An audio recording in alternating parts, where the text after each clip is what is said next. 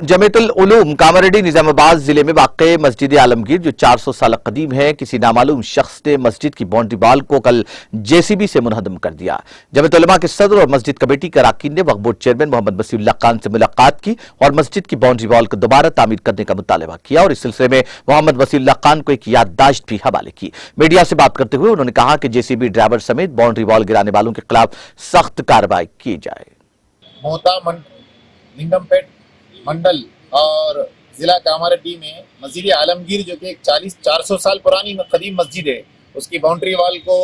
कल मुनहदिम कर दिया गया है। आज उसी सिलसिले में जमीयत उलमा जिला निजामाबाद की जानिब से चेयरमैन साहब वक्फ बोर्ड जनाब वसीउल्लाह खान साहब से इसकी नुमाइंदगी की गई कि जिन लोगों ने उस मस्जिद की बाउंड्री तोड़ी है उनके ऊपर सख्त कार्रवाई की जाए और फिर से जो मस्जिद की दीवार मुनहदिम की गई है उसको तामीर किया जाए। ऑलरेडी पहले ही से जमीयत उलमा कामारेड्डी के ज़िम्मेदारों ने वहाँ के